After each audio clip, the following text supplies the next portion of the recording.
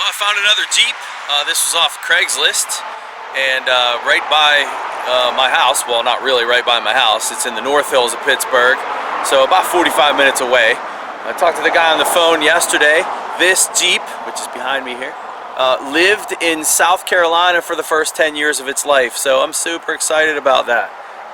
It apparently doesn't start, has a new battery. He only wants $650 for it, so yeah, let's see what we got. And it's in some apparently I don't know if it's a bank repossessed house or whatever. He had mentioned it was a short sale or something. Dude, check out this driveway, man. So I pulled my truck in, right? And if you look at the stream that runs really right underneath this driveway, there's a huge hole. I just got to be careful backing out of here. Let's go look at the Jeep. The main thing with this thing, for me, is the rust. Man, it looks clean first view. He said it's been sitting here for about 2 months or so. See, the inspection stickers are up from June of 15.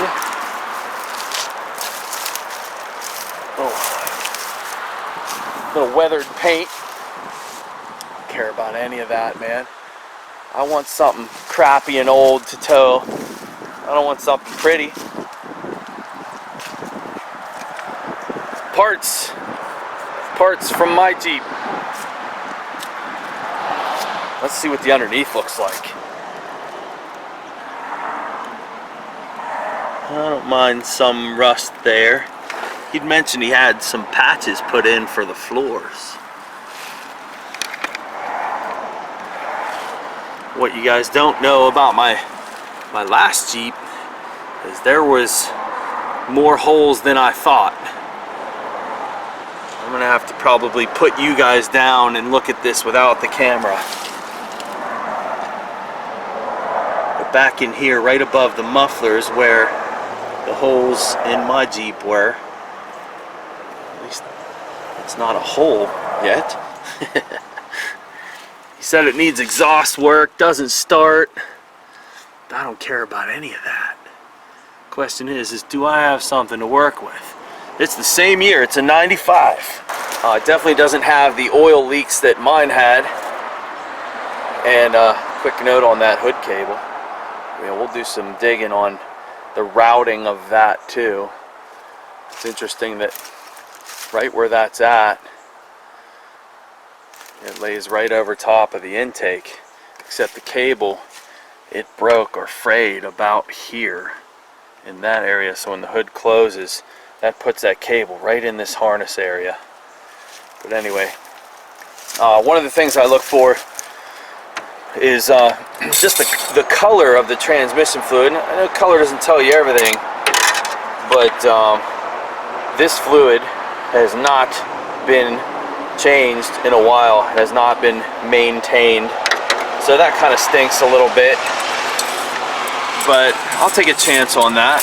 I mean, for $650, the oil doesn't look bad, but that doesn't tell you a lot either. Somebody could have just changed it. But after seeing mine, I definitely looked in the oil cap to see the inside and see if I see a bunch of deposits in there, and I do not, so that's a good thing. He said the engine doesn't run, it doesn't start, but it didn't have an issue. They drove it here and it sat, so I don't mind that. I'll take a chance on that. Again, for $650. It's the same year as mine. I can use parts off of mine, all of the tires. And then I got tires that I can put on my old one that I can move it around after I strip it. So this is going to be the one, guys. I mean, the floor pans are not as clean as I'd like them to be, but man, it's a tow vehicle, you know? Well, I'm a little disappointed here, guys. This has more rust on it than I than I want.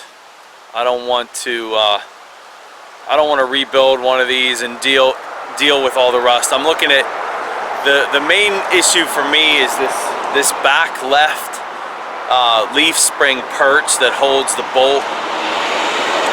It's pretty bad. It's rotted pretty bad. That in itself says no to me, and then I'm looking at the rest of it, and every single bolt under there will snap if you try to touch them. So it needs shocks. I would not want to do shocks on this thing. Yeah, I'd maybe give them 500 for it, but I don't know that I want it. Just because I don't want to deal with this rust, man. So I'm saying no on this one. I would love a 95 vehicle from down south. And again, if I post this, what I need, it's got to be 4-wheel drive, because I need a transfer case that I can throw in neutral. You can't flat tow these behind an RV in the 2-wheel drive models, because transmission needs to be lubricated. Now, I'm not totally sure about the transmission in here, but I'm pretty certain that we need to have a transfer case to put neutral. That's one. Number two, I live in Pennsylvania. We're in the snow belt, so I need a 4-wheel drive. What else? Comments from you guys. I don't want the Grand Cherokee. It's heavier. I don't want the V8 engine. It's heavier. There are towing laws that have to do with the weight of the vehicle that you're towing, and if I'm 3,000 pounds or less in Pennsylvania, I do not need an auxiliary braking system. And my RV is plenty big enough. The thing weighs 27,000 pounds dry.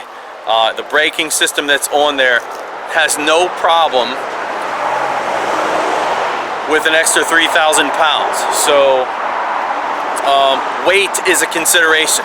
So yeah, I'm not going to take this. I'm going to post this video as an update for you southern guys. Again, I would love to bring my RV down, come take a Jeep off of one of you guys. Maybe you help me even put the base plate on the front and I tow it home. And you know what, honestly, I would even give you guys a finder's fee. You know, a finder's fee, and then you set me up with a campsite that's local to you that I can keep my RV at, and then maybe you and I put the base plate on and we film it. You could be on YouTube with me.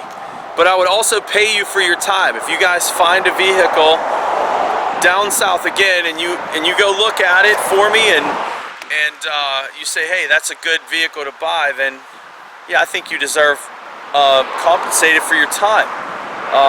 So budget, we need to talk about a budget. What am I looking to spend? If I'm driving down south and spending all that time and money to do that, I really want something.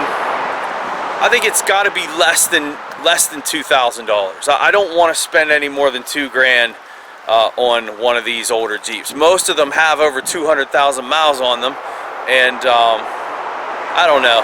I mean, I really wanted to spend the $500 or $600 on this one, but I don't want to deal with all that rust.